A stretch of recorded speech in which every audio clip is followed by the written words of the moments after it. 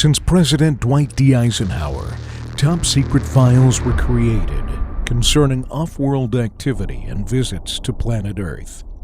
Undoubtedly, over the decades, these files have grown. Area 51 is commonly known. We've heard and seen images of UFOs, but not until now has this been validated and presented to the American people and to the world, as President Donald J. Trump released the first tranche of top-secret files. This is the beginning. There's much more to come. Join John Michael Chambers and guests on a new monthly panel, JMC Broadcast, Off-World with JMC. Premiere episode launches Thursday, June 18th at 8 p.m. Eastern Standard Time. Subscribe for free by visiting jmcbroadcasting.com and join us on this intriguing and challenging journey together, taking the Great Awakening to new and higher heights. Come travel through the portal with us. Where we go one, we go all.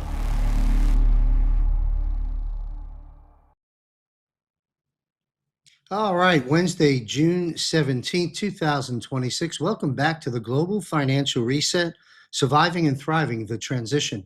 And joining me today in just a moment is Will Barney, Bill Armour, Alex Newman, and Brandon Clark. Now, normally we go live, folks, but we've been streaming, as you know, you've been following us on social platforms. We've been streaming the 107 event, Fraud Fighter Summit in Las Vegas, and we kept that stream going and decided to record this episode. But here it is, live to tape for you, and we're going to begin. We have an incredible show lined up. The information provided by me and my guests is for educational purposes only and is not to be considered as specific investment, tax, nor legal advice. You are encouraged to do your own research and consult your financial, legal, and tax professionals. All right, let's get right into it. Alex Newman is an award-winning international journalist, educator, author, speaker, investor, and nationally syndicated radio host and consultant who seeks to glorify God in everything he does. I met Alex about 10 years ago. We've done a lot of different work together over the years, on and off, and it's nice to cross paths with our good friend Alex Newman. Welcome back, sir. It's great to be here. Thanks very much for having me, John. Great to see you. Good to see you. We can go any way you like, but I'd like to, since you and I haven't crossed paths, it's been some years now, I'd like and you're new to our existing platform, JMC Broadcasting. Give us your analysis, if you will, Alex, of what the president, the administration, has been doing, let's say over the past year and a half, 40,000-foot view concerning the U.S. economy, the changes that have been made in things that are undoubtedly being reset, and its impact on global economies around the world. What do you see going on from a 40,000-foot view, Alex Newman lens? Well, I think the tariffs were a really important and good attempt to try to fix some of the imbalances that had been put in place by globalists who were trying to undermine our country. And there are several really positive things that have happened, economically speaking, since the Trump administration took power again, that I think have really been a blessing to the United States, being able to secure our own energy again. Right. There's a long way to go. We're still not where we need to be, but we are now the largest energy producer in the world. That's huge. Drastic reductions in government regulations. Huge deal. This frees up entrepreneurs. This frees up businesses to go out and do the hard work of creating jobs, innovating, producing the things that people need. You also have the total obliteration, at least as far as the United States is concerned, of the climate agenda. Now, the UN's climate agenda is not dead yet, but one of the big reasons I think they were pushing it, and there's a lot of reasons, but to simplify here just on the economic front, one of the big reasons I think they were pushing this is because they wanted to deindustrialize the United States along with what we call the Western world, what used to be known as Christendom or the free world, and ship our productive capacity over to communist China. That was going on for years, actually for decades, until Donald Trump came along and called this the largest, greatest scam in the history of the world, the greatest con job in the history of the world. And he has decimated that agenda, at least temporarily, through executive power here in the United States as well. He's gotten us out of the UN agencies that are dealing with this, including the UN Framework Convention on Climate Change. This is way more significant than getting us out of the Paris Agreement. The Paris Agreement was basically an addendum to the UN Framework Convention on Climate Change. Huge. He abolished and is right now in the process of rolling back the so-called endangerment finding. This happened during the Obama administration. They basically declared that the gas we exhale, carbon dioxide, is pollution, and that under the Clean Air Act, the federal government is required to regulate that pollution. So they use that as a pretext to shut down our power plants, shut down our energy production, which of course had the effect of shutting down our industries, shipping our factories to China. So Trump has reversed all of that, and that's hugely significant. Unfortunately, we're still dealing with some really significant problems that Trump has not had an opportunity to deal with or has not dealt with for whatever reason. One of them being completely crazy levels of government spending. We're talking trillions and trillions of dollars that we don't have here, still going out the door. We're dealing with a monetary scam called the Federal Reserve System that unfortunately still has not been dealt with. Trump has dropped hints here and there, going back at least a decade, that he's interested in doing something about this. He's talked about how great it would be to have a gold standard, but so far we haven't gotten any real action there. Yes, we changed chairmen of the Federal Reserve, but no significant progress on that. So there's a long way to go before we get America back on a solid footing, but we've certainly made some big progress in some key areas. Thank you. Yes, we have. And are you speaking at the up and coming Red Pill event? I think it's called, with G. Edward Griffin. Is that will you be one of these featured speakers there? I am. Yeah, I've spoken at every single one. I'm actually on the board of the organization that produces those, the Freedom Force International. That's G. Edward Griffin's organization. So I'll be there. I'll be talking about the Epstein class, who they are, what they're up to.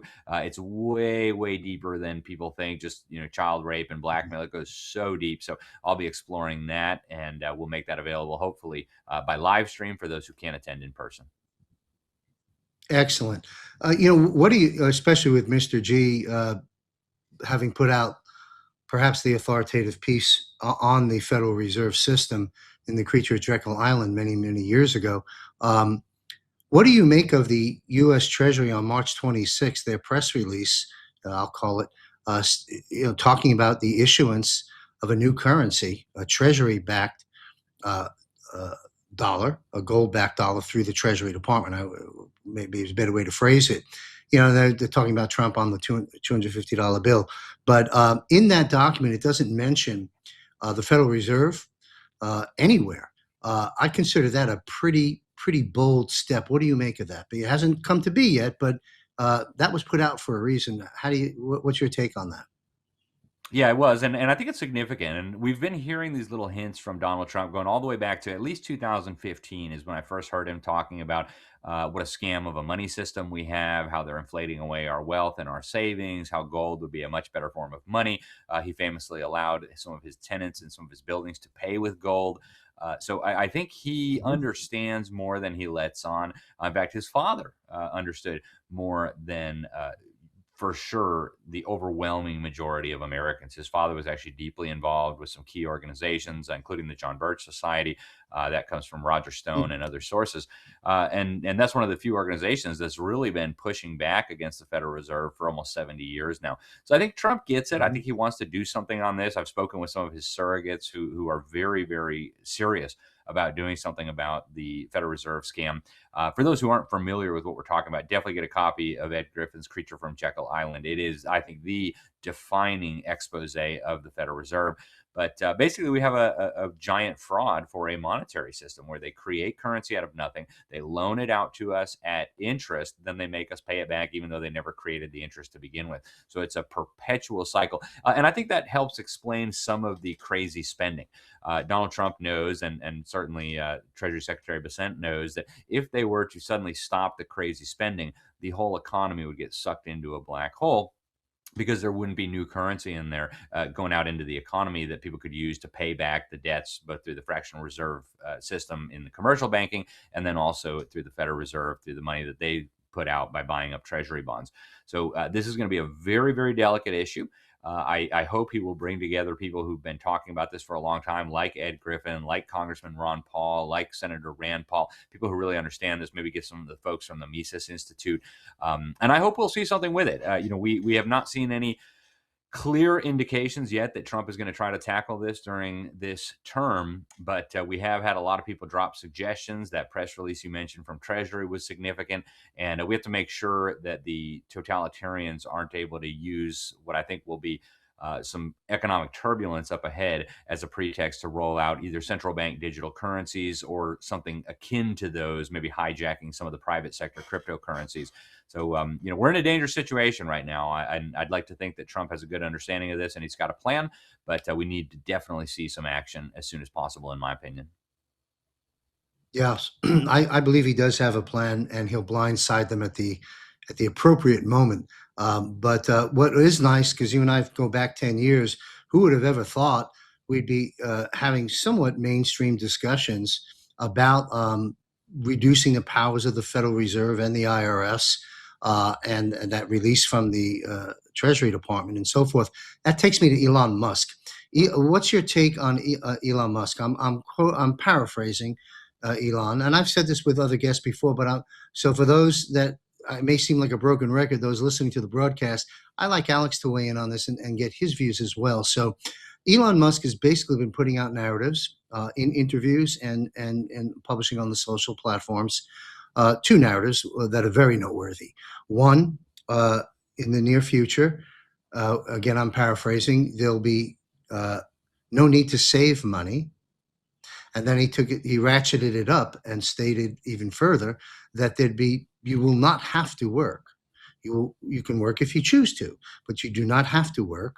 And then two more sound bites. I'll turn it over to you, Alex. Is he also stated that we will be receiving high universal income. Now that's language kind of borrowed from the other side, but the pure definition of it is what it is: high universal income. And then you throw in his comments on AI and robots, on how many will be here and what direction that will take in terms of cost production for goods and services all over the world, coming down to like next to nothing. When you package all that stuff up, it sounds like a science fiction movie. What do you see happening? Well, I think we're kind of at a fork in the road here. We could either go down the path of total global tyranny, where all of this artificial intelligence, the robotics, the surveillance capabilities, the ability of AI to manipulate people will be deployed to build basically a giant global digital gulag. Or we could have these technologies used to create the largest boom in human productivity in all of human history. I mean, unprecedented completely. It'll make the Industrial Revolution look like nothing by comparison. And so I think, based on what I've seen from Elon Musk, I don't know the guy personally, but based on what I've seen from him, he seems sincere in his desire to see humanity prosper. He seems sincere in his desire to use these technologies for good things. And he has sounded the alarm about some of the totalitarians working in the AI space who want to use these things for evil. I think because he doesn't necessarily come from a Christian worldview, he has said some things that I find a little bit disturbing. For example, he said that if we Mhm. refuse to merge with AI, we may end up becoming obsolete or getting left behind. Personally, I'll take obsoleteness or left behind any day before merging with AI, through whether it be through Neuralink that he's developing or any other similar technology. I know the Communist Chinese are working on some as well. But you're supposed to judge something or someone by the fruit. And if you look at the fruit that Elon has produced, there's a lot of good fruit there. When he purchased Twitter, it was essentially a tool of tyranny, and he turned it around very rapidly. And now we have relatively free speech again. We don't quite have freedom of reach yet, but we're at least able to say what we want. We're at least able to interact with other people, and I think that in a very real way rescued America from total tyranny. If we had continued going down the path that we were on, when all of us were being silenced, all of us were being removed from social media, all of us were being deplatformed, it would have ended up in a nightmarish dystopian scenario. Elon stepped in at the right time, purchased that, and freed up speech. And very, very grateful for that. He's also been really sounding the alarm about some things in the media. He doesn't like to talk about this much, but like what's going on in South Africa. I used to live in South Africa, so it's an issue that's near and dear to me. I started sounding the alarm about what they were doing to the farmers in 2012. I did a cover story for the New American: genocide and communism threatening South Africa. And I got laughed at. I got called bad names. Like, no, I live there. I've seen this stuff. I know what's going on. And I think Elon actually played a really big role in getting Trump to start dealing with some of these things. So overall, I've been very pleased by what I've seen from Elon. I have heard him talk about this universal high income as opposed to universal basic income. And I think he's actually building the technologies that will make that possible. The key here is going to be to protect what he's doing and what other innovators and entrepreneurs are doing from being harnessed by the totalitarian. That's not a great meme today. Elon Musk gets $1 trillion. He's building tunnels under cities. He's building rockets to get us into space. He's building robots to do our chores for us. Just imagine what Gavin Newsom could do with $1 trillion. He could build 4.5 miles of high-speed rail 20 years from now, right? So we have to make sure that the politicians and the totalitarians don't hijack these technologies and these innovations and deploy them against us. Because again, we could use these things for incredible technology, for living well, for human prosperity. But if we're not careful, I guarantee you there are totalitarians who are salivating right now at the thought of turning all of this against us. Yeah, great concern, without question. We'll see how it all plays out. I read something, Alex. I don't have it in front of me, but and I didn't take a calculator to it. So there's your disclaimers. But that Elon Musk made in a 24-hour period, the amount of money he made in a 24-hour period was equivalent to what Warren Buffett has made his entire lifetime. Wonder if that's accurate. It may be. He's now the first trillionaire. A fascinating time, fascinating individual, and your concerns are well founded. I think many of our viewers are concerned about the dangers of this technology and these changes being put in the wrong hands, like everything else. Alex, you got a new book coming out. I want to mention that real briefly before we bring on our other guests. I understand you've got to leave a little bit early, but you're going to join the panel for a bit. Talk with us about this. I know you're a father of 6. You've got a stake in this. You've been very vocal over the years about indoctrination, the versus education. Talk with us about your new book. Well, thank you, John. So, indoctrinating our children to death. I'm really, really pleased with the way that came out. Secretary of War Pete Hegseth has endorsed it. General Michael Flynn has endorsed it. Alex Jones. I mean, everybody you could think of has said you need to read this book, not because they like me, but because they realize that if we don't rescue our children from the indoctrination that's taking place right now, we're going to lose on all the other fronts. So it's a really, really important battle. It's one of 3 books that I've released just over the last year. That one deals with kind of the history of the government school system, how we got here. Just a couple months ago, I released another one dealing with education called Woke and Weaponized: How Karl Marx Won the Battle for American Education and How We Can Take It Back. I wrote that one with my friend Robert Bortons, who's the CEO of Classical Conversations. It's the largest homeschooling program in the world with 140,000 students. And what we do in that one is we lay out, so we kind of explain the problem in indoctrinating our children to death. In this new one, we lay out a roadmap for fixing it. And sneak preview, it doesn't include the government, right? This is something that parents and churches and private associations are going to have to pick up. And then I also am just days away from releasing Deep State 2.0. This is the updated second edition of my 2020 Deep State book that we released 6 years ago, with a whole lot of new information on Epstein, on transhumanism, on what Donald Trump has done to rein in the intelligence agencies. So I've been very busy when it comes to books, and I only write books because I'm passionate about these issues and because I think they're really, really important. So I would encourage people, if you're not up to speed on the deep state and the deep state behind the deep state, if you're not up to speed on what they're doing to our children in government schools, you've got to get informed on these. Whether you get the books or not, it doesn't matter to me, but you've got to get informed on these issues. If you have children, if you have grandchildren, I beg you, your children are being destroyed right now as we speak in the most serious sense possible. It's not just that they're becoming dumb, and the government will tell you they're becoming dumb. Donald Trump's Deputy Secretary of Education admitted a few years ago that less than 1 in 3 of the victims of American government schools are even ranking proficient in any of the core subjects, right? We're talking English, math, reading, writing, civics, history. That's how bad it is. And Trump has done some really good work trying to raise awareness of this, trying to rein in the U.S. Department of Education. But we've got a long way to go. We've got hundreds of thousands of kids now identifying as furries. We've got 40% of our children, according to the CDC's latest data, expressing persistent hopelessness and sadness. 20% thought about killing themselves seriously last year. 10% actually tried to kill themselves last year. So we're dealing with an unprecedented crisis with our young people. And if we don't deal with the root cause of the problem, which is the indoctrination in these government schools, we are going to not just lose the next generation. That would be bad enough. We're going to lose our country and our freedoms and our churches and our communities, all of it. So we've got to focus on this battle. That's why so many military leaders and leaders of the Patriot movement have said, you've got to read these books. It's, in my opinion, critical.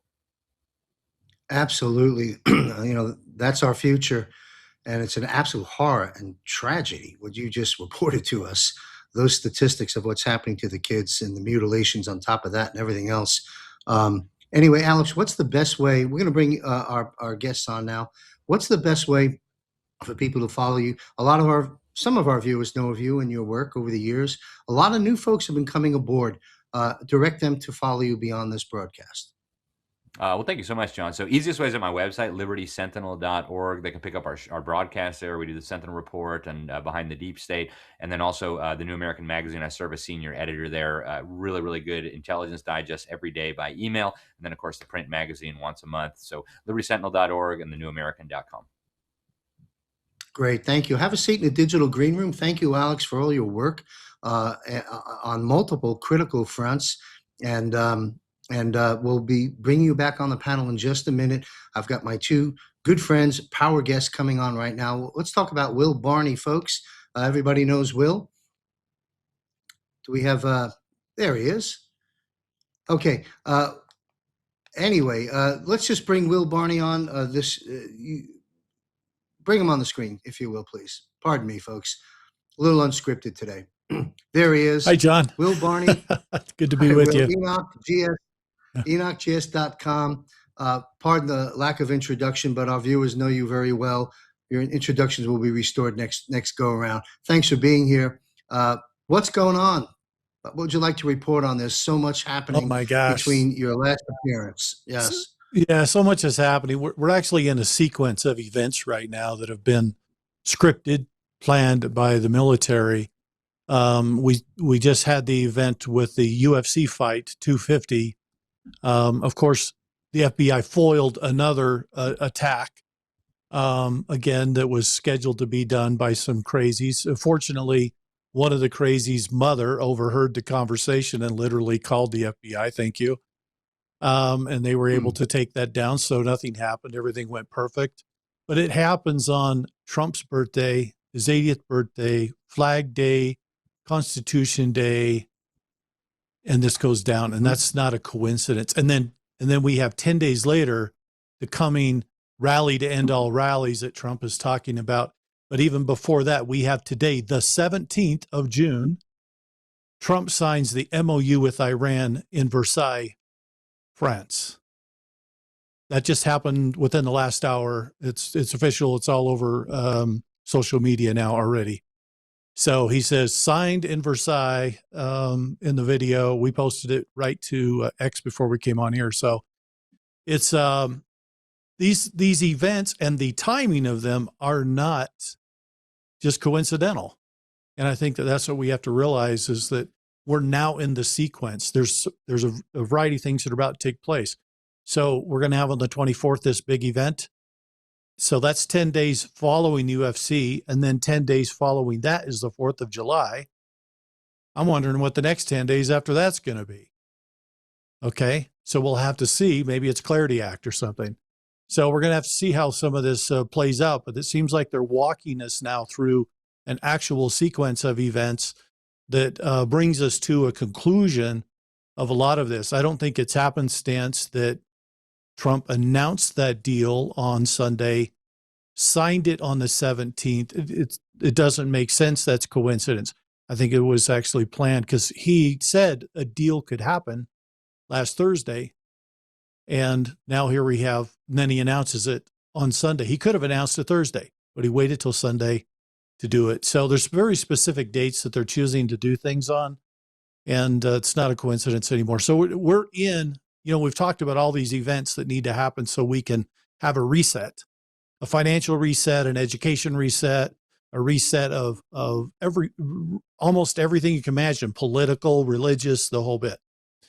And so it's fascinating what we're watching, because now we seem to have reached a point where we can start walking through the reveals. And that plays right into what happened last Friday when Tulsi Gabbard dropped a major bomb saying that the U.S. had been funding 120 bioweapons labs across 30 different countries of the world. And these were gain of function, bad stuff. Okay. So, and we're probably going to find out Ebola was in the mix that we're currently dealing with. And Donald Trump is the only president that's actually sending significant resources to try to contain that.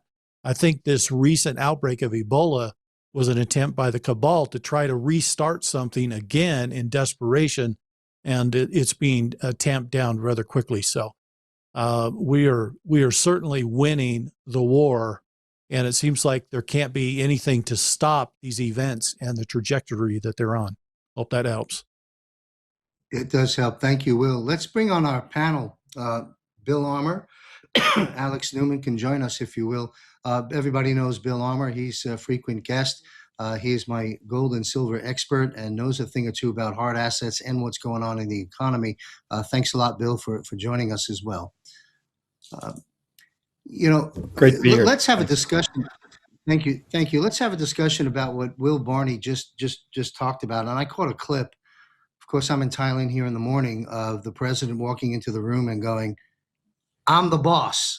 Well, the boss is here, something of that nature. So President Trump's style, which many don't care for. I quite frankly enjoy the free entertainment aspect, but he is the boss. Break down what just took place. We'll go to Alex, we'll go to Will, and we'll go to Bill. Any comments about what the president just signed, a G7? What's going on? What at the end of the day, policy-wise, what does it mean and how will it affect us? Maybe we'll start with Alex Newman.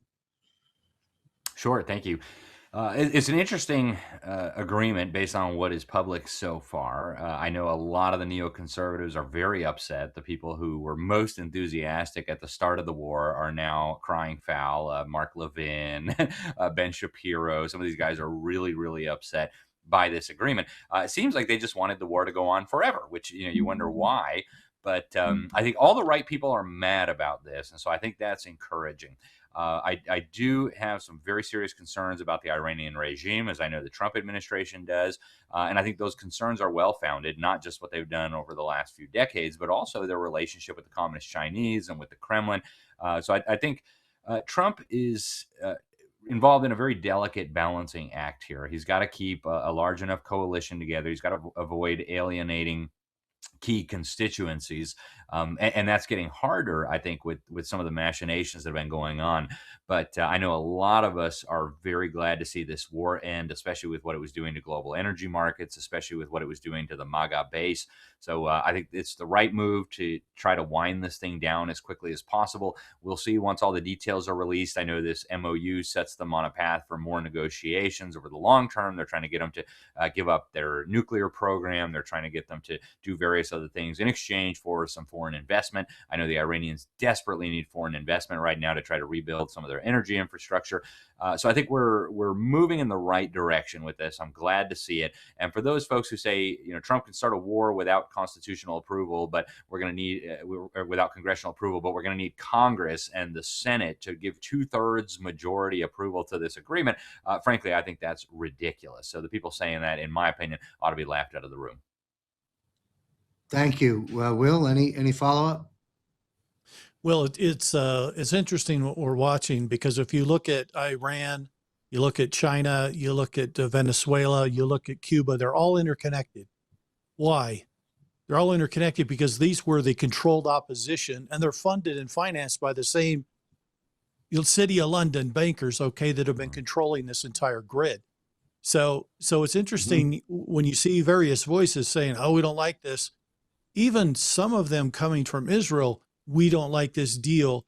I think they want to keep that opposition going, because if we're too busy fighting these issues, we can't see who the real enemy is. And it's not these countries, those are controlled, they're puppets.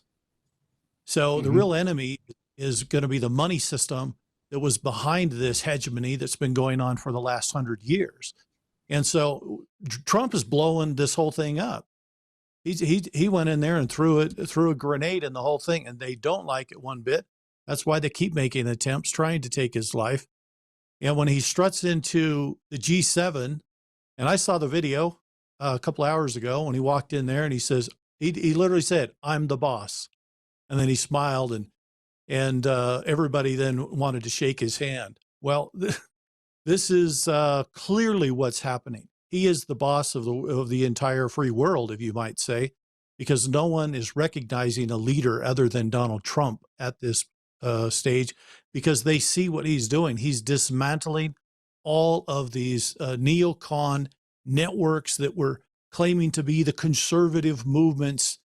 He's blowing that to smithereens too, because all of that was a control grid mechanism, keep us fighting each other, one side against the other, and none of that matters. All that matters is that we go forward. And so you look at his economic policy, his American policy that he's putting in place, he's balancing the trade. He's protecting the industry of America. Where was that 50 years ago when everyone was claiming free markets were the panacea? So now we're finally seeing stabilization come back into the markets with this Iran deal, this MOU that was just signed.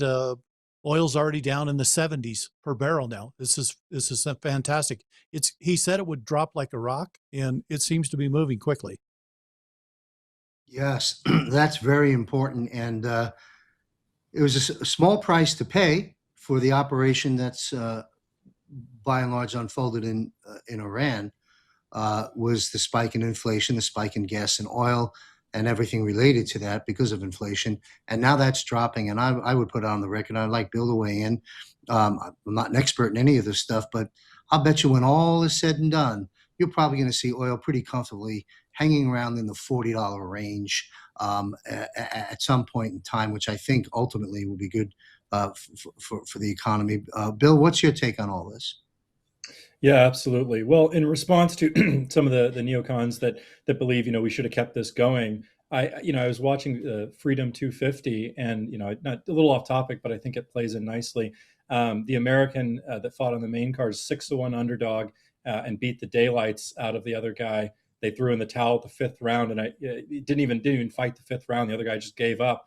And I think it's similar with Iran, is that what's the point of going another round? We've done everything, and we've beaten them to a pulp. We've accomplished all of our objectives here, and we've gotten the agreement that we want. So there's nothing more to do there. On the financial side, this is great. We're looking at oil coming down, and as a result, we're going to start seeing gold improving, and silver as well. We continue to trend upwards, because you're going to have less of that selling here from some of these countries that were having to not be able to sell their oil for a while. So obviously they were forced to sell some gold and silver. So they're going to be able to start buying again gold and silver, trading oil for gold and silver. And so you're going to see a lot of that demand come back. You're going to also see selling pressure diminish. And this is very, very positive if you already own metals, just from a financial standpoint.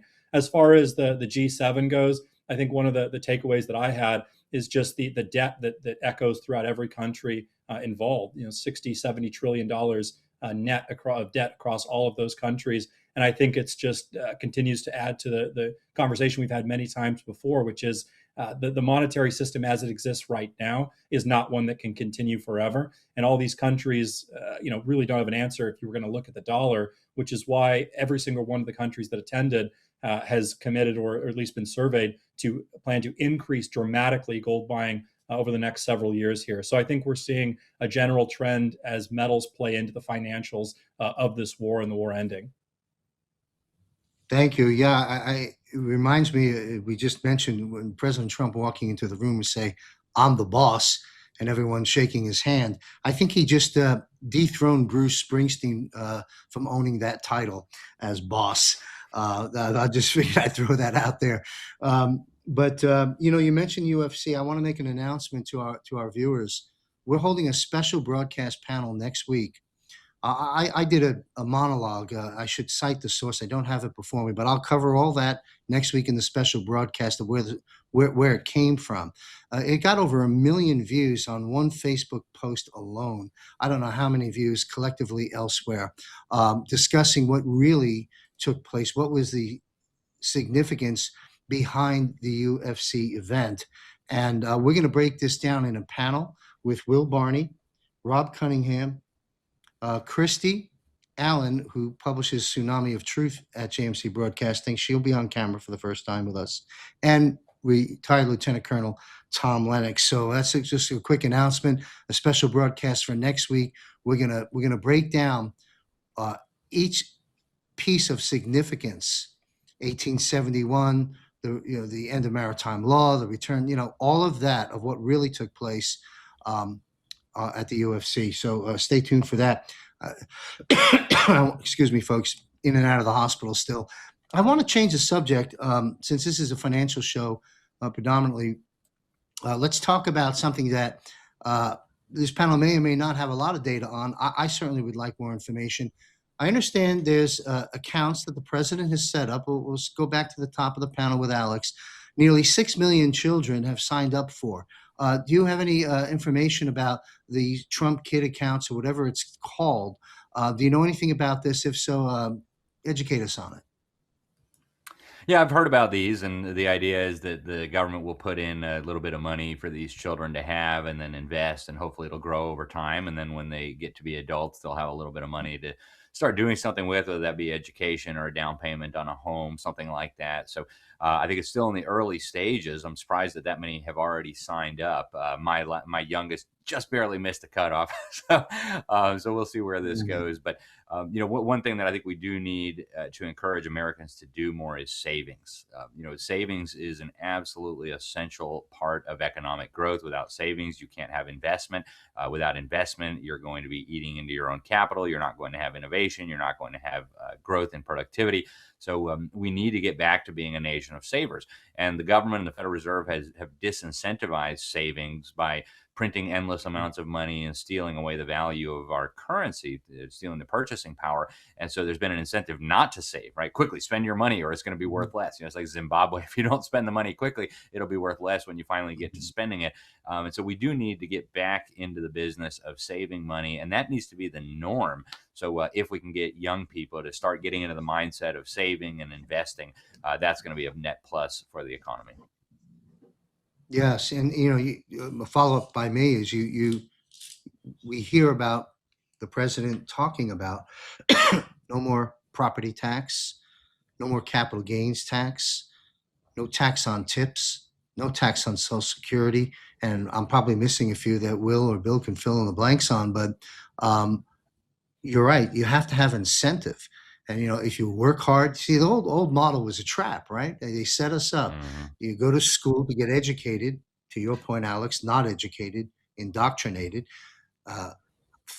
no critical thinking, just you're a conveyor belt. You come out, you have $100,000 worth of debt in universities that have further indoctrinated you and turned you against your family and your government, and then you get out there and either start a business or get a job, and you make some money, and then they take it all away anyway.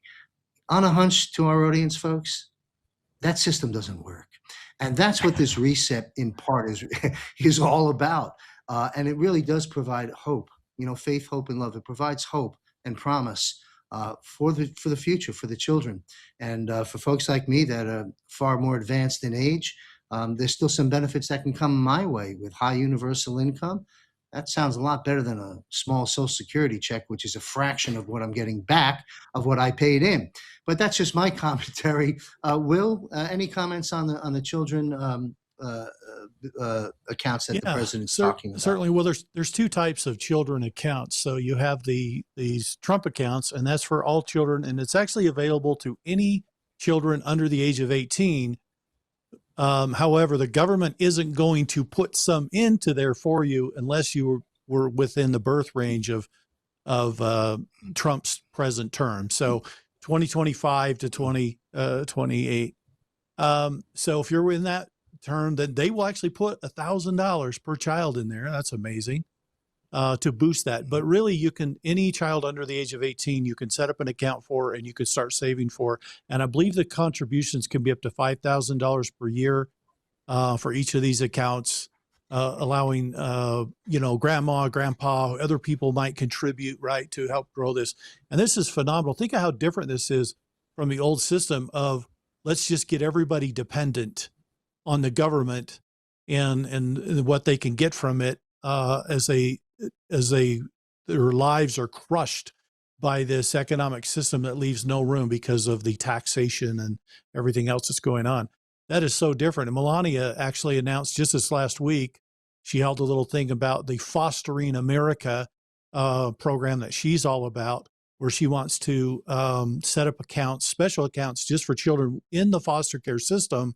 And the government is going to contribute to those as well. So those kids are going to have an opportunity to have some growth and to have some financial stability when they reach the age of 18, to give them an opportunity to transition into adulthood, which is fantastic. So my hat's off to the president and all who have been involved in creating these accounts. This is an investment in our future, in our next generation. And we're setting them up to not be poor, to not be dependent. We're setting them up for financial freedom. And I think it's fantastic. Excellent. Yes, it is fantastic. And you know what, folks? If you take a look at what this administration, under the leadership of President Trump and our Commander-in-Chief, Donald Trump, has accomplished in the last year and a half, think of what's yet to come in the next 2.5 years, or the remaining time, at least in this present cycle. It's going to be tremendous. I think the landscape, when you listen to some of the sound bites I've brought to the table for this panel, going back to Musk with high universal income, no need to work. In previous broadcasts, we've spoken about the repatriation of wealth. We've touched on here and in greater detail in previous episodes, the moves being made to change, get rid of the Federal Reserve as we know it, and the IRS. These are gargantuan issues that 10 years ago, we would have looked like lunatics to even be having this conversation. So great progress is being made, and a lot's going to happen between now and let's say the end of this term. Bill, any contributions at all to the children's accounts? And I've got another question for you, Bill, after that. Yeah, absolutely. I would just say that one, I think that this is, largely this is showing the start of something. I think it's symbolic of what will come. So I think it presents people with an alternative path of, for most of Americans, we've existed in this system of debt slavery our entire lives. And so this is showing here an alternative path, I think, in a symbolic sense, that look, people are starting and going to be able to grow, not just to spend and become sort of cogs in a wheel here. So I think this is, alternative in that sense. I think it's incredibly productive to start early. A lot of people don't start thinking about these things until they're much, much older, much more advanced in age. And therefore, of course, they're often behind the 8 ball. And playing from behind the 8 ball is so much harder. So starting early, giving Americans a fighting chance, I think it's really productive, but B, I think it speaks to what is coming in the not so distant future in terms of an alternative reality, financially speaking. Mm-hmm.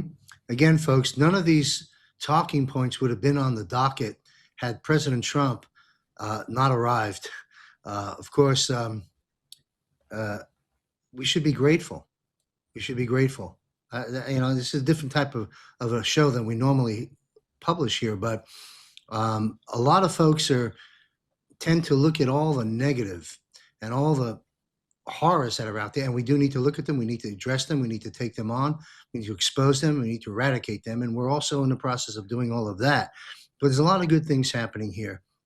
And going back to Alex's book about indoctrination and some of the information Alex shared with us, the tragedies and horrors that are happening to children. So in here, just at least on the economic front, to use Bill's term, the debt slavery, they won't have to be raised in a debt slave system that we've been raised in. Once we finish off the Fed and the IRS as we know it, and we have these tax burdens off our plate because of the external revenue service, the tariffs, the policies, the low cost of production due to AI and robotics, as Musk has talked about. Great change is unfolding, and all the dangers are there, of course, and all the attacks, insidious as they are there as well. Alex, I know you've got to exit soon. Any comments, anything else you'd like to bring to the table that wasn't addressed, or add to what has been addressed concerning the state of the economy, where things are at, where things are heading? Well, just to build on what you were just talking about, there's a massive exodus going on from the government's indoctrination system right now. Millions of families have left this system just over the last few years since COVID. Millions more are going to leave in the years ahead. With Trump's leadership, they actually passed a federal bill that allows states now to set up certain mechanisms so that you can divert some of your money that otherwise would have gone to the government to waste on who knows what. You can divert that into these scholarship funds that will allow low income in some states or anybody in other states to choose either a good private Christian school or homeschooling. So there's a lot of latitude there for the different states to do things. But this is a program that was launched at the federal level through the Internal Revenue Service. And we've got to be careful that they don't use this as a mechanism to control our private schools, to control our Christian schools, to control our homeschooling. But there is a real opportunity now to use this to accelerate this exodus, get ever more people out of the system, and really get these children a great education so they can thrive in whatever comes our way. And I really appreciate you having me on, John. It's great to see you. It's been way too long, but thank you for having me on the program, and I hope we can talk again very soon. Yeah, thank you for being here. We'll definitely tap you in the near future, and continued success with Mr. G's programs and platform. LibertySentinel.org. Follow Alex Newman, prolific writer, host, etc. For those newly coming aboard to Alex. Thank you, Alex, for being here. Good seeing you, sir, and we'll talk with you in the near future.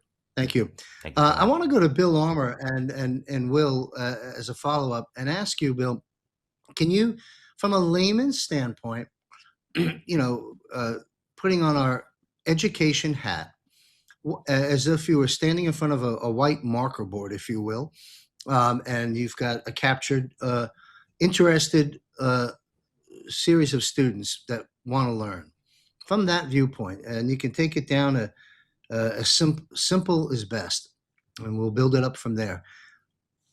Normally, you have technical and fundamental actions that, as well as public policy, that create economies one way or the other and have an impact on our bottom line. You have oil, the price of oil. Why is that important? You have subject of inflation, which we've come to learn by and large was a creation of the Federal Reserve System, which has not done well for us. And then you have the impact on gold and silver, which is important to discuss. Normally, there are certain indicators that say, if this happens, we can expect gold and silver to go up for these reasons. But right now, with these massive changes taking place, it further complicates things. And Will has spoken quite a bit about the banker futures, the trading of the paper values and so forth and so on. The supply and demand issue off the charts right now with silver, which we've talked about. I probably muddied up the waters. If you can clean up the marker board for me, that would be great. I'm talking about what's going to drive gold and silver and why, and talk about inflation and where we'll be heading. How do all these pieces play in the same playpen together, and what is the outcome since we have other factors affecting the price points? That's the best way I can phrase my question. Yeah, absolutely. So I would say that, because oftentimes people are looking at, the price of metals, and they're saying, they're hearing, experiencing a lot of what's going on. And so they're thinking, okay, well, inflation is out of control. And we've experienced that. I don't think anyone has anything positive to say about the way the dollar's performed over the last 10 years or so, or longer, but specifically the last 10 years. And they're looking at metals, and obviously they just had a big run. And then all of a sudden here, they're hitting a little bit of a pause, and they're pulling back a little bit. And so people, are asking me, at least on my end, saying, Bill, what's going on with metals? What drives the price of gold and silver? Can you explain that for me? And one thing before I get into that is I just want to point out something that came across my desk that I noticed here just the other day. And that is when people talk about, what the price of metals will be. And that's something the US Mint just released. And granted, keep in mind, these are numismatic, so they're going to go collectible basically. So they're always going to go a little bit above spot price. That's normal for these particular coins. But historically on the US Mint, that might be 20% above spot price. I'm not telling anyone to get these. I'm just giving some perspective for what I'm about to share. So these, typically that's normal for the US Mint, for the collectible coins they'll sell. Now, the one that they just released, though, it'll be available in middle of July, so after July 4th and all of that. So interesting. But they have them pegged at, these are 1 ounce coins. They have them pegged at about 19,500 here for the 1 ounce gold piece, and the half ounce silver pieces at about $750. Again, historically, these are 20% of, these numismatics that the US Mint sells are 20% above the spot price. So why all of a sudden is the US Mint providing products that are so drastically disconnected from spot price? Is it because A, they just suddenly decided they could, or is it because B, they have reason to believe, the US Mint, that metals prices are about to go dramatically higher? Obviously, I would think it is the latter there, as they are, these prices are generally set and then not moved. These are static prices from the mint. So the mint has to be forward thinking in terms of their understanding of what these prices will be, what metals prices will be. So as we look forward to this, you can see producers of metals already starting to factor in the gargantuan price movement in gold and silver. Now, maybe the US Mint is early, and in July 14th, I believe, or 16th is the release date on these particular products. Maybe they're early, and it takes gold and silver another month, another 6 months. But if they price these wrong, then obviously they're going to get hammered. So they have to price these correctly, even if it's a little early. So I think that that's an incredibly good signal for what's to come. Now, in terms of what drives the price, there's two major pieces for gold and silver. Gold historically is a financial metal. It is an instrument here that we have tied value to since the beginning of time, since Genesis.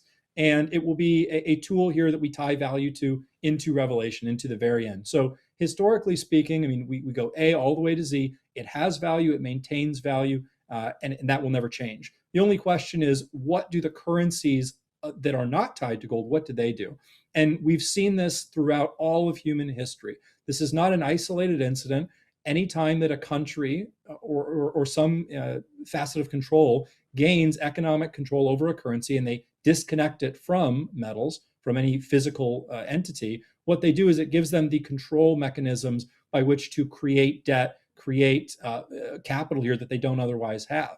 Imagine here if we had a closed economic system where you couldn't spend money unless you had it, or you couldn't create new money out of thin air without asking or without debasing. So that's where obviously we're going with the new currency. Where we sit right now is disconnected, and therefore it's not necessarily that gold is becoming more valuable, although it is in some ways because it's so in demand. But really what happens primarily is the dollar is being worth less. And so gold is reflecting that by becoming worth more. Now, again, it's a double driver asset in the sense that because everyone is fleeing the dollar and fleeing assets here that are disconnected from physical tangible things, there is also a demand issue here. There's both demand on it, but also its connection to the dollar. So you've got a double driver here that moves the price of gold. We expect here that gold will continue to rise dramatically because what we're already seeing will be accelerated. The movement away from the dollar will accelerate dramatically. It's kind of like a run on the banks, right? The closer you get to the finality of that, the more extreme the movements get, the more the pendulum swings. And that should be a really positive sentiment for anyone that already owns metals. So that's kind of the primary drivers of gold. And that's why you're seeing central banks. That's why everyone in the G7, that's why almost every nation in the world here is stocking up on gold, and they're trading whatever they have to get gold is there is a worldwide understanding that we are moving away from the current monetary system, and everyone wants to be prepared and have something that will survive into the new system. So that's gold. Now, silver has long been just the little brother to gold, and that's what it's functioned as, is gold is worth one thing and silver is worth less, and they move in tandem, by and large. We are at a very unique time where, yes, silver still has some of that financial little brother to gold, but primarily now what is driving silver is its industrial usage. And it's becoming increasingly the most important strategic metal in the entire world. And we will continue to see that explode as silver demand, and we've talked about this many times, continues to reach all-time highs. We're at 6 consecutive years of a silver deficit. We use more silver than we actually produce. So we're hitting a climax here. Obviously, banks continue to short sell silver and push it down.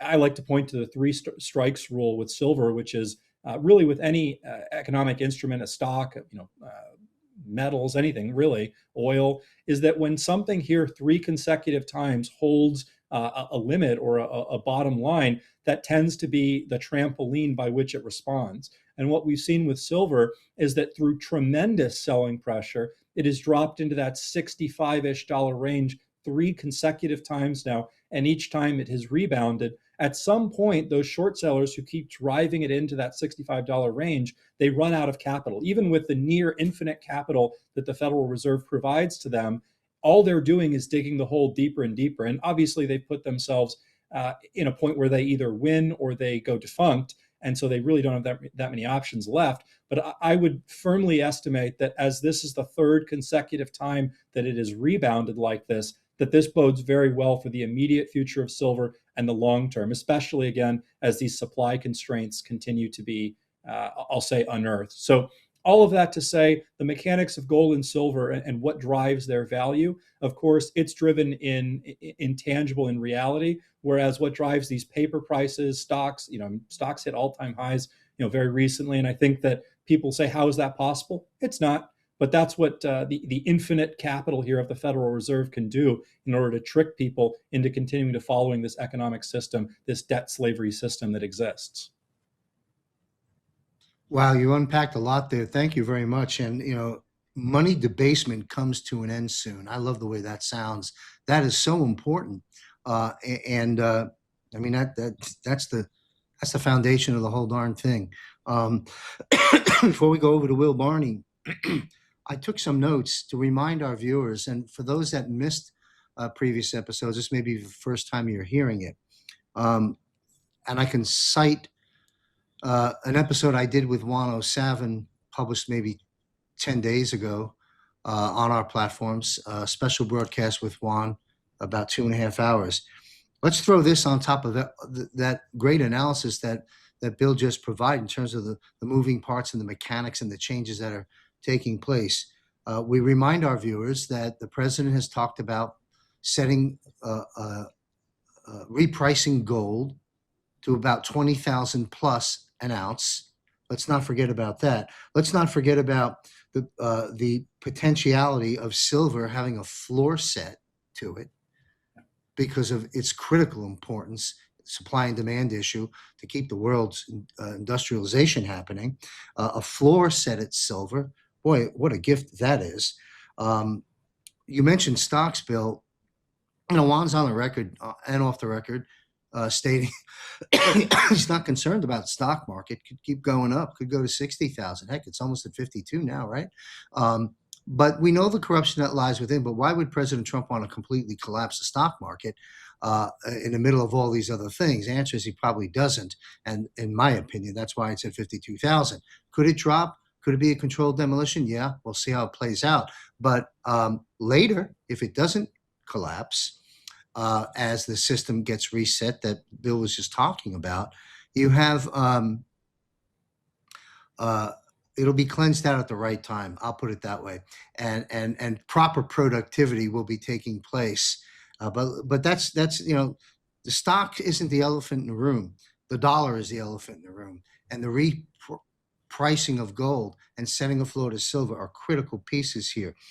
Juan, also, again, I'm repeating things for those that need to hear it again, and for those that are hearing it for the first time. We've talked about competing currencies. There's been a school of thought that you cannot have the US dollar, the Federal Reserve's note, the dollar, in circulation today, and the new Treasury-backed dollar coming soon to a theater near you. Can't have both at play. Well, you actually can. And Juan has laid that down in the episode, noteworthy. Yeah, well, I'll leave it at there. That's pardon me, folks, additional data to what Bill just analyzed for us. Will, do you want to weigh in on this at any entry point? We've unpacked quite a bit here. Yeah, there's a couple of things going on here. First off, the dates of release for these new coins by the mint is very interesting because it happens to come a couple of days after the price floor window closes. Trump gave them 180 days to do the research and get ready to institute the price floor. Well, that 180 days, I think it happens around the 13th or so of July. And you're saying those coins are releasing on the 16th. What do they know? Well, they must know something. Okay. That there's going to be some massive shifts in that. And I don't think any of this is circumstantial. I think all of this is been planned and gamed out. You know, what we saw in the month of May, where you had thousands of contracts settle, and the people running those contracts left the COMEX casino, was a big indicator that some people are realizing they can't keep playing this game. There's simply not going to be the physical data to show that. Like what Bill said, you know, industrial usage is now over 60% of all the production of silver. And that's only just beginning. There's a whole bunch of new factories being built in the US for cars and for all types of things, new chips manufacturing. If the price of silver were to move in the direction like is being indicated, you know, you're talking about the increase in just a car. In a car, you could have 1.5 ounces of silver, so you're going to have an increase in cost to a car per se because of all the circuitry involved. So, and there's the multiple chips and everything else that's our cars are very advanced now. But that's just the beginning because Elon Musk's talking about robots and everything else. And you had Samsung struck a deal directly with 3 different mining companies to get the silver direct from the mine and bypass the whole market altogether. Well, they know there's going to be a real supply problem. And as I appreciate what you said, Bill, about 6 years of continuous deficits. How long before your reserves are gone? Well, I think we're there. And so I think that you're going to see that move dramatically. The other thing I would like to see in the future when it comes to metals and the trading is COMEX has always been a very ambiguous kind of a thing. Okay.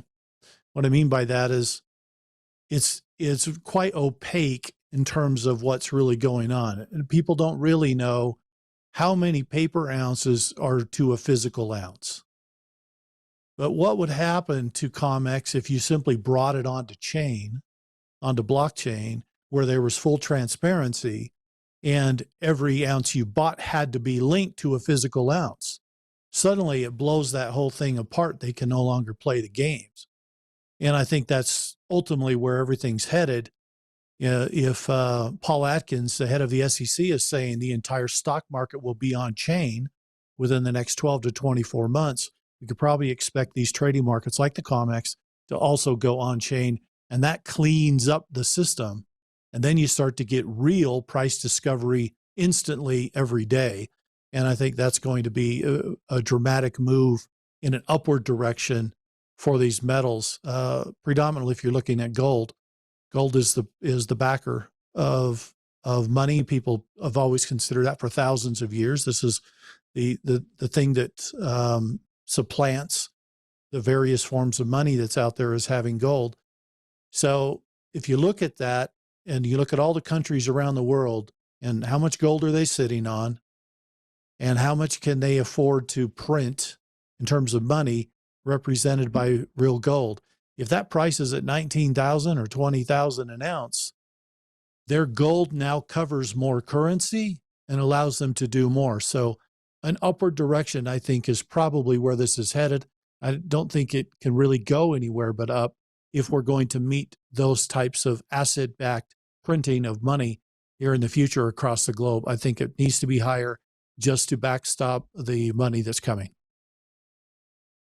So well said, both of our guests, Will and Bill. Thank you very much. And I invoked a few comments from Juan in there as well. And I'll tell you what, folks, if you have retirement assets, whether in the 401ks or 403bs, the IRAs, that whole world of pre-tax qualified money is what the IRS calls it. You got a great opportunity right now to get into hard assets at the right time. Rollovers can easily be done. Caution, don't do it on your own. If you make a mistake, it'll be fatal. This is where Bill and his firm can assist you with that. But very important, huge opportunity to be in gold and silver for all the reasons, the standard technical and fundamental things that we've covered, and all these extraordinary events that Will and Bill have just laid out. You know, this show being finance focused and being action oriented, those been fortunate enough, blessed enough, wise enough, and able enough to have accumulated any wealth through a system designed to make sure you don't. You got to continue to be a good steward of it and seize the opportunities that are before us right now. Boy, it sure looks to gold and silver to me as the main foundation, without question. Will, any other comments? We're going to wind the broadcast down a little early. Pardon me, folks. I am on the mend, but I have been in and out of a hospital and so forth. And we're going to do a abbreviated broadcast. I'm also going to bring on Brandon Clark, which I want to talk about in a moment, folks. Strategies, very specific strategies for retirees. I'm going to give you a curriculum outline in a moment. But before I do that, Will, anything else going on in the world as it relates to the economic shifts that you'd like to bring to the table? Well, just one, and that was we just had today a comment made by the new Fed chairman, Kevin Warsh, when he was talking about looking at price stability and that prices remain high, but they're looking at data suggesting it's not going to stay there. So he's kind of giving some precursors to what I think is going to be happening, and that is a interest rate reduction. I think we're going to see an interest rate reduction here coming soon. And I think it's necessary because as you move through, you talked about for a time there being a parallel a money system where you've got the new one on one side and the old one on the other. And that's kind of needed if you're going to make a transition that isn't catastrophic. Okay. So you need to allow a time when people can do their conversions and they can get positioned where they want to be. That being said, it's very turbulent to remove an old system. And I think one of the ways that you can soften the blow of that turbulence is bring the rates down and ease the blow a little bit. And I think that's coming for us all. Thank you. Well said. I want to follow up to Bill on the statement of interest rates look like they may be coming down. Traditionally, what impact would that have on gold and silver? And in this environment, all things having been said, what impact will that have on gold and silver? Yeah, absolutely. So historically, rates coming down is going to be almost literally always a benefit for gold and silver. And the reason why is, of course, gold and silver doesn't going to create anything out of thin air.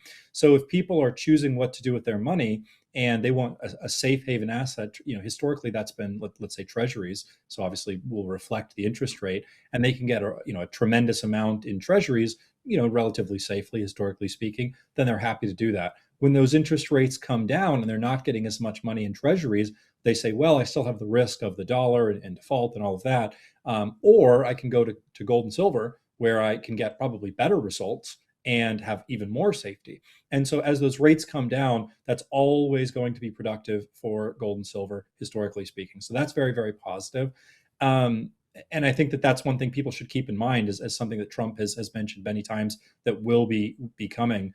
And going back to what Will Barney said, you talk about the parallel economy system here.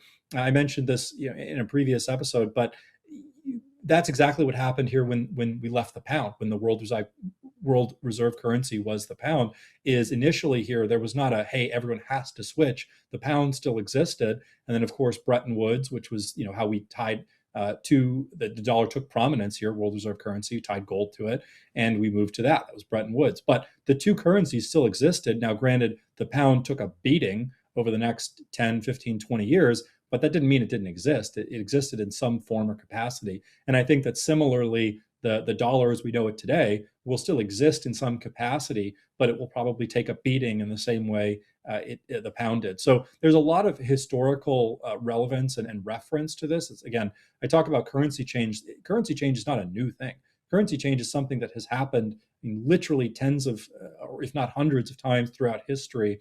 It's just a natural progression of money that eventually detaches itself from reality, and then eventually people get sick of it. So that's a normal process. It's happened tons of times because human beings are naturally have some greed there, and if they have power and they have the ability to create money out of thin air, and that's like people would wish for that if they had a genie, is the ability to make money out of thin air. And so you give that power to a government, and of course they're going to use that and thus abuse that. So I just think that Will Barney summarized that nicely in that. That there will likely be a tandem parallel economy, and which side of that you're on, I mean, your experience will be very, very different. If you're on one train track, it'll probably feel like a really smooth lightning rail, and the other one might feel like the train is breaking down and coming off the track. So which side of that would you prefer to be on? I know which one I'd like to be on, but people can choose for themselves and will be able to make that decision for themselves and their families. I want to thank each of you very, very much for providing important education and information on the current state of affairs and your forecast, to the best of our abilities of where things are heading and why. Folks, this is an incredible time if you think about it. Painful, yeah, we've been through a lot, without question, in this war. From the health attacks to the wealth attacks, we've endured a lot. And we're still enduring things, and there'll be more pain to come. But we are a part of history that is just incredible if you really think it through. And I encourage everyone to go see Disclosure, a different subject. But you're talking about a time, the reason I invoked that, you're talking about a time where so many things are coming at us. And the common theme of what's coming at us, from my perspective, is truth. Truth is coming at us, and we're looking for it. It's always there. You just have to go find it and bring it to the surface. And that's kind of what's happening under this administration, under the operation, under the Q operation, under this military operation, under the disclosure of Area 51 and so forth. Price points of gold and silver going from fake money to real money. These are incredible shifts and changes. And you think about what Alex Newman brought to the table earlier on, or what they've done to our children, what's happening in those horrible statistics he reported. You know what? We're looking at the truths, and we're combating one thing at a time. and so there is a light at the end of the tunnel, is my point. And as far as tying it all back into the economy, that light is really, really bright. So, take the education you get at this broadcast and others, do your own research, do your own homework, and take action. Take action. Seize the opportunities. Sidestep the landmines. They're everywhere. And but you've basically been given a flashlight. You've been given a flashlight. Oh, I won't walk over there, but I am going to look over here. Start looking around and take action, because especially in gold and silver, with the pullback as of recent, I think today was just under $70 again. I'm quite happy. As I reported last week, I acquired more gold and silver. That's exactly what I've done during this period of time. Not that I've got a lot of assets, but I've reduced my operational cash in credit union, keeping things moving to be able to broadcast and take care of my team of 10, and keep the show on the road, if you will. All the broadcasts we do has operational costs. So, but I've taken some of that in light of this, and figured, well, cash is trash. Need it to operate, keep things going. The rest of it, I just made another acquisition of both gold and silver during this opportunity. And I think everyone should consider doing that if you're in that position to do so. Will, give us any updates on the work you're doing at enochgs.com, and to those newly coming aboard, sort of an overview of the breadth of your projects. Sure, always happy to talk about that, John. So we're building out software and hardware systems for the management and launching of humanitarian projects across the world. And so this is, data centers and software systems and everything to basically stand up businesses, get them launched and going, give humanitarians a business hand, if you will, in helping them get structured and moving in the right direction so that they can take their projects into a state of high effectiveness in terms of making a difference around the world. You can go to enochgs.com and you can find out a little bit more about that. I do have some limited availability for some consulting directly with me. You'll find that at the bottom of the homepage on the website, where there is a link there to my calendar. I apologize that I don't have more time for many of you. Would love to talk to the humanitarians around the world and help them get structured and get positioned. But if you can find some time there that works for you, then perhaps we can have a conversation. As we get into full funding and various things are coming from this financial reset, I think my time's going to even be more limited. So take the opportunity now if you have an opportunity to get with me, because I'm not sure what that's going to be later in the year. So thanks, John. It's always been a pleasure to be with you. Thank you, Will. And I don't know if you formally accepted your invitation just yet, but I'm sure our producers will connect the dots for us all, joining us next week on a special broadcast to analyze the UFC. That was a spectacular event. And again, the monologue that I delivered on my Eyes on Gitmo show went viral. I'll cite the source of that. It was sent to me by retired Lieutenant Colonel Tom Lennox. I read it verbatim, and hundreds of other people have picked it up since. And I'd like to focus on a panel with you, Rob Cunningham, Christy Allen, and Tom Lennox to join us as well. If you can make it, we'd love to have you there and break down. We have it what on really the schedule took place already. there. Sandy's way ahead of you, so we're good. We'll be there. Excellent. We look forward to you being there. It's important, folks, because it wasn't just about a bunch of guys fighting on the White House lawn, please. Okay? It was an extraordinary moment in history. And the reason again, I'm recovering from some variety of health issues. I remember laying in bed and having watched the thing go viral. We posted it, and 10 minutes later, it was 100,000 views. I'm like, that doesn't normally happen. And it just kept happening. And it's exceeded 1 million views just on one Facebook post, never mind everywhere else it is. Why? Because it's truth. And people are looking for it.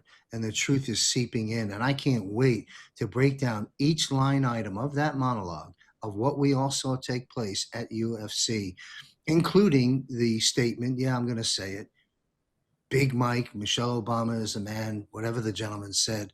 We're going to visit that. I have an interesting viewpoint about that I'm going to share with the panel as well.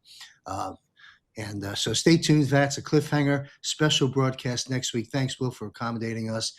Bill Armour, I talked with our audience as we sign off now. This is action-oriented, folks. Again, those that have assets to protect, inside or outside of the IRA, having a free consult with you, what is the benefit for those that take you up on that? Because it's as much attention as gold and silver is now finally getting the world over. You know the stats better than I, Bill, but what is it, like 3%, 5%, if that, of the investing American public has any experience in the hard assets of gold and silver, which makes it very scary to use that term, to take a step forward. Talk with us about your alleviating those things in your consults, and then we'll sign off. Thank you. Yeah, absolutely. And I think you hit the nail on the head, which is that people for so long have done their finances a different way. They've approached them. They've contributed to a 401k. They've left it with a money manager, and they've largely kind of gone about their lives, and as they should in a lot of ways. I think people should focus on the things that matter in life, and hope that you make a good decision about money, and hopefully you don't have to think about it 24/7. No one wants to have to think about money 24/7. But we've reached a point here where the strategies that people have used for 50, 70 years, all of a sudden you look at what's going on around and people think, well, I may have to rethink this. And no one wants to have to do that, into retirement. And yet here we are. It's the hand that we've been dealt, where we have to be, or at least we should be, good stewards of what we've been given. So I think you owe it to yourself, you owe it to your family, you owe it to the people around you to be a good steward, and frankly, to do the hard work of coming and understanding what is going on in the world and what you can do with that information. So the first step is just to acquire the knowledge. You can't make a good decision without good information. And that's where I think a conversation with someone like myself is so valuable, especially, I come on the show, I think I present really who I am and what I believe, on display for all to see. And if that connects with you and you feel like that's helpful and informative, then the next best step is to get information that is uniquely beneficial to you. So that consultation, that conversation is the first step. And it's not something where we get on the phone and I'm jamming people up to do something. It really is, let me give you the tools personally for you and yourself and your family to make a good decision. And then from there, you pilot the boat. I'm really just helping people navigate. So I would say that you have to get that information. You have to gain that knowledge. Otherwise, you are just, a ship afloat, adrift in the open waters.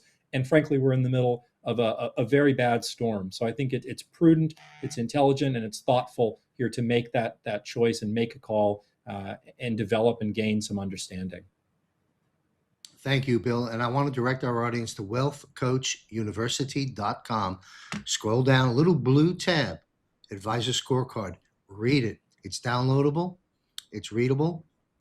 10 questions to ask that of your teams that you may be working with now, if you're working with brokers or different financial professionals. Put them through those 10 questions, see what you come up with, and then give Bill Armour a call. Thank you all very much. Bill Armour is my resource for gold and silver. Consider Bill to be your resource. And thank you, Will Barney, for your knowledge, your expertise, and this project that you're taking on. I think is going to make the world a much, much better place and make it easier for all of those that are inclined to want to make the world a better place. You'll make that process as transparent, as smooth, and as easy as possible, and profitable. Thank you both very much. Let's go full screen to me. I want to make an announcement. Brandon Clark is going to be joining us in just a moment, but I want to set the stage. This is retirement strategies for retirees. Okay, so if you're close to retirement or in retirement, I'm going to provide for you right now a series, and I vow not to cough through this next 5 minutes, a series that Brandon and I have created that we will be recording, an 8-part series, one a week starting next week. It's called Strategies for Retirees. Listen up if you are retired. Very important. Better a little caution than a great regret. Seize the moment. This is part of what I call GOOTS, the get out of the system model. You can't completely get out of the system, as I tongue-in-cheek said before, unless you move to Mars with Elon Musk.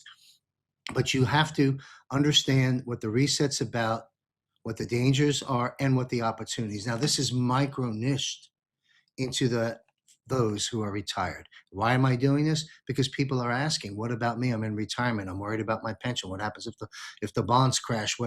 What am I going to do as the dollar devalues? Because we know it's going to go down before the new currency comes in. Inflation, outliving income, etc. Here we go. Episode 1 is titled No Room for Error. What we're going to discuss there is a recap of the global financial reset, greatest concerns facing retirees today, fixed income securities. We're going to talk about the 22 different asset classes, what they mean and what their functions are, and potential annuity candidates. Are you a candidate for an annuity? Episode 2 in Strategies for Retirees with Brandon Clark, and I'll be bringing Brandon on in just a moment. Episode 2 is titled, What is an Annuity? Annuities defined, suitability and compliance, contractual guarantees, state guarantees, tax-deferred growth, risk and reward relations, and restrictions. Episode 3, annuity types. There's 5 different types. We'll talk about fixed rate annuities, variable annuities, guaranteed income annuities, fixed indexed annuities, all the moving parts and how the chassis work. Again, risks and rewards. Episode 4, and suitability. Episode 4, fixed indexed annuity. We will highlight that. We'll discuss the basic chassis, the hybrid annuity, we call it, and the crediting strategies, how it works, how you can actually participate in market index gains with zero downside risk, and what are the trade-offs.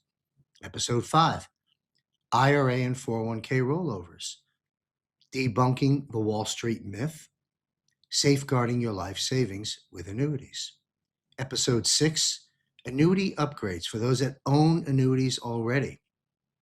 We will educate you on the 1035 tax-free IRS exchange, qualified rollovers, penalties, how can they be paid for if there are penalties, how you can remove the handcuffs of an old or underperforming or expensive or no longer suitable annuity. Episode 7, procrastination. We'll talk about bias in the Wall Street narrative. We'll talk about busting through doubt and fear and knowledge. Episode 8 in conclusion is action. We're going to talk about the industry itself, people that are selling you these products. Are they captive or independent? What's the difference? What's best for you? Do they have expertise in the area you need help in? Or are they just a general practitioner? Existing annuity reviews. If you own annuities, even life insurance or health insurance policies, you can gain access through Brandon for annuity reviews.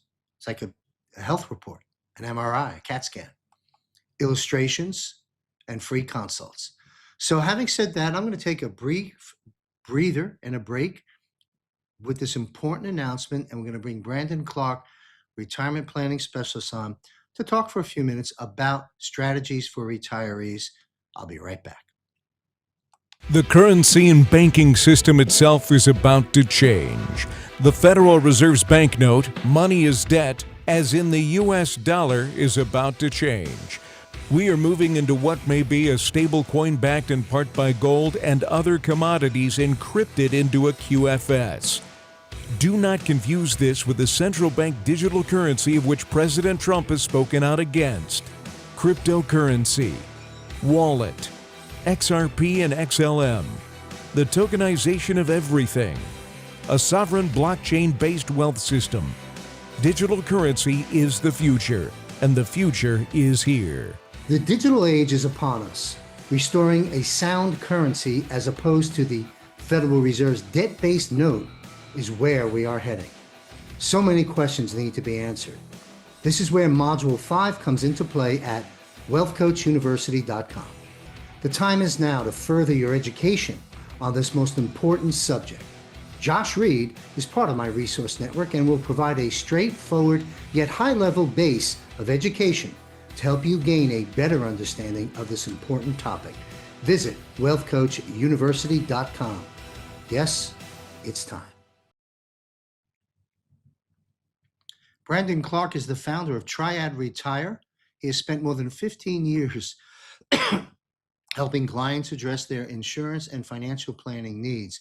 His firm is dedicated to helping individuals establish both their living and lasting legacies through thoughtful retirement strategies. Very important. I mentioned a moment ago in the curriculum, which Brandon and I are going to talk about right now, I mentioned the difference between a specialist and a general practitioner. To use the healthcare analogy, if you're advanced in age and you had a heart attack, are you going to get your diagnosis, your treatments, and your follow-up, et cetera, at the general practitioner office, your standard doctor? Or are you going to go to a cardiologist, a specialist? Rhetorical question. You want a specialist, someone who has expertise in the area you need help in. That's what Brandon does all day long for many years in the retirement planning sector. So bring on Brandon Clark. Thanks for being here, sir. Nice to see you. Thanks for having me, John. Good to be here tonight. Thank you for being here. You know, if you've been listening in the green room, I just kind of went through the curriculum that you're going to be going over. I'll act as host and soundboard. We're going to be releasing one a week. Strategies for retirees. These are going to be, folks, 15 to 30-minute episodes, education packed. Some illustrations on the screen for you, some graphics and statistics that Brandon will provide. But most importantly, we will break down episode by episode each of these categories and things that we've spoken about. So if you're retired, you'll want to tune in. We'll be publishing one a week beginning next week. But Brandon, if you'd like, talk with us about. I'd like to spend the next 10 minutes highlighting, because there's so much to cover, and that's what our strategies for retirees will be about. Let's just talk briefly about the fixed indexed annuity, if that's what it's called these days, how that chassis works, what are the moving parts, how people can participate in market index gains with zero risk, and how they can get guaranteed income they cannot outlive. And please, before you're through, sir, focus on what are the restrictions and some of the trade-offs for such great benefits. Take it away, Brandon. Very important, folks, if you're retired. Yeah, like I said, thank you for having me on tonight, and I look forward to the 8-part series that we're going to do. I think it's going to be very important.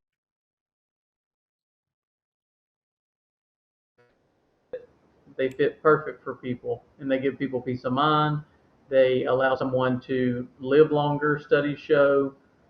There's a lot of benefits. When they're not a good fit, they're not a good fit. So that's why we go through the full income planning and go through all these scenarios. The fixed indexed annuity is the primary chassis that is used these days for the highest paying guaranteed income plan. And just because of how the insurance companies structure the plans. So with a fixed indexed annuity, and I'll backtrack a little bit, there are generic fixed annuities which pay just an interest rate. So someone puts a lump sum into a fixed annuity and you get paid 5%, the person knows it. So the fixed indexed annuity, instead of just an interest rate, it's going to pay based on how the stock indexes do, equity indexes do. So at the end of each year, the account is credited interest based on how those accounts do. The funds are not invested internally in the market, so you have no chance of loss. So they say, zero is your hero. You cannot lose if we have a downturn going forward, which is very important when people are using it for income. And then you share in the gains on the upside. So as years go by, it's a stair-step approach to ensure that your funds continue to grow. And then if income is a need, a guaranteed income lifetime rider is attached to the fixed indexed annuity in order for us to show you a guaranteed payout for life that cannot end no matter what. And those are offered on a single basis life and a joint income basis life.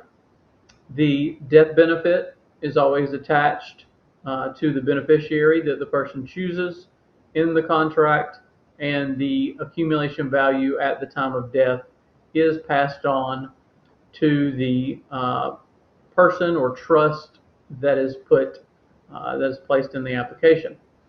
Now, the guaranteed income annuity, the goal of it is to get you the highest income for life. So a lot of times we do a full analysis of financial plans in order to ensure that if you have a outside goal of legacy, or also we want people to have liquidity, so you're not going to put all assets into the income plan. So it's part of the retirement plan. kind of to tie this back into the discussion earlier, the fact is I've had a couple questions about the Wealth Coach University and getting out of the system. And one of the things that someone asked, and a couple of people have asked me, is why would I do this if the dollar is devaluing? And I just want to bring up the fact that annuities have been around far, far longer than the dollar has been around. I think they were actually started in the Roman Empire for, to pay soldiers so they could pay their bills throughout life. So just think of it that way. If the dollar devalues and we change to a different currency, be it a different world currency, be it a digital currency, the companies back these plans by hard assets. They back them by treasuries and just other items. They don't back them by the dollar. So if the exchange of value changed to pay your bill, then you would continue getting that same exchange of value through the plans. So what the main goal though is to make sure in retirement you have your fixed expenses covered with Social Security, with other income sources, and then you can use the outside assets to continue to grow your portfolio, to grow your funds. But the thing I love about what I do is there's multiple studies that show when someone has a guaranteed income plan, annuity that is paying their bills, you actually live longer. You're more focused on, your health is going to be better. And it's just so good long term for someone to not have to move money around every month to pay bills. Um, so like, when I have joined in with John with the Wealth Coach University, it's a plan that's for your whole portfolio, because we want you to be backed by hard assets. We want you to be backed by ways that will continue to contribute to your wealth and well-being throughout retirement. Thank you. Thank you very much. You've unpacked quite a bit. I've got some follow-up. Great information.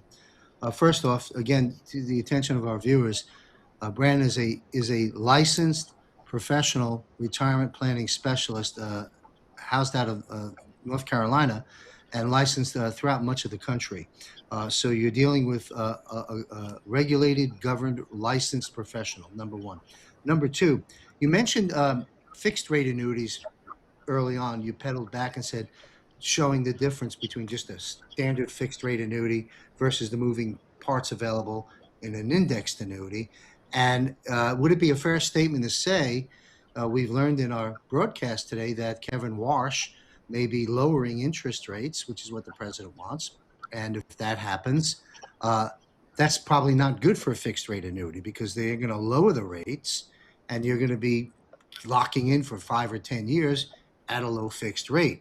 Would that be pretty much how the mechanics of that would work if someone went the fixed rate route? Yeah, and it's actually a very big determinant on both, and I'll explain.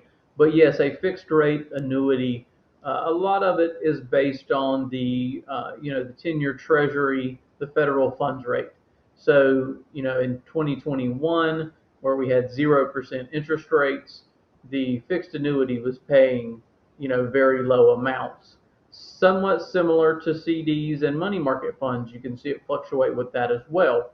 What the fixed annuity allows you to do is, if someone were to decide that I'm risk averse, I want to know exactly what I'm going to be paid, and I want to put this in place. So I'm a believer that the interest rates probably are going to get lowered going forward.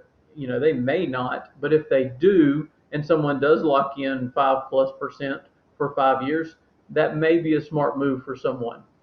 Um, it's a big determinant, because if they do lower the rates, yes, the rates will lower on all of the fixed annuities. Another determinant that is very important, though, as in this time we have the stock market being at the highest valuation that it's ever been. So therefore, your 401ks, your IRAs, your investment accounts are at the highest they've ever been as well. So, um, right, the other determinant that the federal funds rate and 10-year Treasury has a lot of dealing with is the payouts for the guaranteed income. There are people that, like I said, in 2021, when rates were at near zero, did guaranteed income annuities, and their payout percentages are not the same or not as high as if you do one right now with the rate being what it is.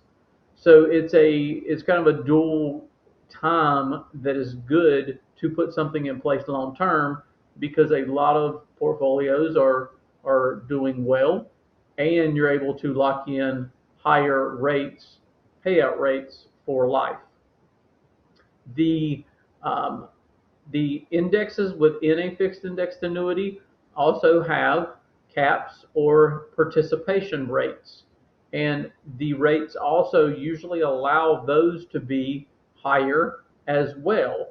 So as you see that federal funds rate lower in the future, it really has a high impact on really all of the types of annuities that are out there. The companies back these by treasuries, which is part of it. They also back them by a portion by real estate, corporate. So when the economy is down and the interest rates are down, they have to make sure that they are, insured for the long term. So they're not able to do payout ratios and give consumers the same, rates or that are there right now. So it's just a very good time if you're in retirement and you're looking to have income covered in immediately or in 1 to 2 years, and you have a IRA, a 401k that can be accessed. It's just a good time to put a portion into a lifetime income stream because it sets it at those higher payout rates. Thank you very much. As we wind this down, I want to pedal back to something you said before. It's very important. You said you've been speaking with some folks who have contacted you and about the GOOTS, get out of the system model, and how the dollar, the Federal Reserve note, is being devalued as it is, and it'll eventually work its way out and collapse as the new currency comes in. And that's a painful experience. But the GOOTS model covers it. You see, each bucket in GOOTS, to our audience I'm speaking, that's where your gold and silver physical tangible comes in to hedge against that valid point that they're raising to you, Brandon, that hey, why would I want to be in an annuity if it's dollar denominated, if the dollar's going down? Because each bucket serves a different purpose in your overall plan. Gold and silver acts as your hedge against that collapsing currency. So that's that bucket. The annuity is a different bucket. Not for everyone, but for those that where it makes sense, the annuity serves a different purpose. Tax deferred, safety, growth with no downside, or triggering to guaranteed income you cannot live. Different function. Gold and silver hedge, annuity, different function. And then you've got crypto, different function.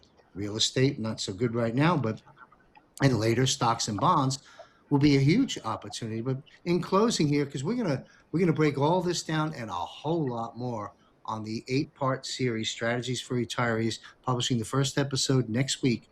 We'll be recording it and publishing one a week, and they'll be coming out to you folks. Where do you find it? Right here, jmcbroadcasting.com, and all our social media platforms where we distribute the content. It'll also be housed permanently on the home page of wealthcoachuniversity.com. It'll be there, the entire series. So what you'll have available is free education, folks. There's two things there. One, first off, the GOOTS model defined, but you have the 10 free video modules that are there right now. And then above that, you will have this entire 8-part series. And again, each episode is slated to be 15 to 30 minutes long, just straight out facts and information, illustrations and graphics for you to really understand these concepts. And most importantly, if you're retired or close to pulling that trigger, very important. So among some of the biggest decisions we'll make in our life, right? Buying a home, getting married, retiring. Big events, can't make mistakes. So Brandon will be available for you on a free consult. Due to my airflow issues, I'm going to sign us off. Any closing comments, Brandon? And the best place for people to reach you is triadretire.com. Is there a phone number that you can publish right now for people that would like to ask you questions personally that don't want to wait another week or so? You know, that slipped my memorization, so I'm gonna confirm that real quick. But no, I'm just excited to do the series because, and that phone number is 336-265-7263. But triadretire.com, very simple. It guides you and has some little information on there. But I'm just excited to do the series because that's the main thing. We want to educate people so they can make the best decision for their retirement. Is this for everyone? No, but when it fits, like I said, it fits like a glove. And for someone that has Social Security that's not quite covering all of their bills, just keep in mind we're going to put a portion in it that's meant to cover those, and then your other assets may remain in metals and or equities or wherever they're at. So it's a bucket strategy. One of the other advantages to the fixed index annuity that I help people with that don't necessarily need income, they just want growth without chance of loss. So sometimes, we will split up their funds into a growth annuity and then they keep their other assets, in the places they are. But if silver and gold or equities or other risk items were to go down 1 year, then you pull from the growth annuity that has no loss. So you're never pulling money out to spend or to use for be it vacation or an emergency at a loss. And if you can do that, that's going to prolong your money. It's going to create wealth, and long term, it's going to be better for your family. So that's our goal here, and I'm just excited to start the series. It's going to be a fun time. You bet. Well, thank you very much for your expertise. And again, specialist. You get a heart attack, you're not going to the GP. You're going to the cardiologist. On retirement, same thing. If you're retired, it's a specialized area. You don't want to just sit down with a generic stockbroker who's going to give you a blend of stocks and bonds and potentially create a lot of stress in the years of retirement. And that's where Brandon comes in. Thank you very much, Brandon Clark. We'll see you next week. Strategies for Retirees. Thank you. Action changes things, folks. As we wrap up this show, visit wealthcoachuniversity.com. It's all there for you, all free. Also visit Library of Truth at jmcbroadcasting.com. Click on economy and you'll have a lot of educational information from a lot of third-party sources, documentaries, important data to help get you grounded. Also on the action item list, of course, is the series we just talked about, the strategies for retirees, coming next week. Also, I'm available as a wealth coach consultant. Visit wealthcoachuniversity.com. You can secure time to spend with me in a private Zoom room and assist you through this global financial reset. And certainly for those with assets to protect, gold and silver is one of the critical buckets in the GOOTS Get Out of the System module. Give Bill Armour a call. You know how to reach him. He's my resource. And next week, joining me, hopefully I actually have improved health-wise, but you can see I'm still not there. Hopefully next week we'll be back to normal. Normal would be a wonderful thing for me. Thanks for your patience. Everyone's screaming about a mute button and a hit button. Understand something. My microphone is rather sophisticated. If I do something with it to mute me in the middle of coughing, the whole thing has to be technically configured. Believe me, and I don't want to go through that. It's not as simple as hitting a button on my computer. I can only mute outgoing. I can't mute incoming that easily during the broadcast. So we've done our best with our producer and me. My apologies, but I'd rather perform and produce and publish our content than not. If it gets bad, sure, I'll have to take a week off, spend a whole week in the hospital, get better, and have someone fill in. I'm trying to avoid that. but I think I'm on the other side of this thing. So thanks for your patience as far as that goes. Next week, joining me is A.J. Monty, and retired Lieutenant Colonel Tom Lennox is coming back here. We'll be live again. We weren't live this week because of the Fraud Fighter Summit that we have streamed for 107 and company. But we will be live, and my guest, A.J. Monty, first time here in the GFR at JMC Broadcasting, and returning guest, retired Lieutenant Colonel Tom Lennox. Don't forget to join us. Mark your calendars, June 25th at 8 p.m. Eastern in our private Zoom room for 1 hour. Mike King to answer your questions live, 1 hour. Visit jmcbroadcasting.com, click on Premium Portal, and learn how to gain access to this. We look forward to seeing you there. And again, as an announcement, next week, special broadcast, Will Barney, Tom Lennox, Rob Cunningham, Christy Allen of Tsunami of Truth on camera, and me. We will be discussing and breaking down to close out the chapter on that historic UFC event on the White House lawn, the brilliance of this operation right before your very eyes. You do not want to miss that episode, and I'm real excited to be recording tomorrow and launching this week Off-World Premier monthly panel, Off-World with JMC. Subscribe for free at jmcbroadcasting.com or consider our premium portal. That's a wrap. Thank you very much to my great guests, and good to see Alex Newman returning back on camera with me. Fire hose of information. And that's a wrap. Thank you all very much. Stay safe, and may God be with you. The Truth About Health premieres this month as a weekly JMC Broadcasting production, with Christy Lee as your show host. Christy Lee is an award-winning former mainstream news anchor and independent journalist with more than 20 years of experience in broadcasting.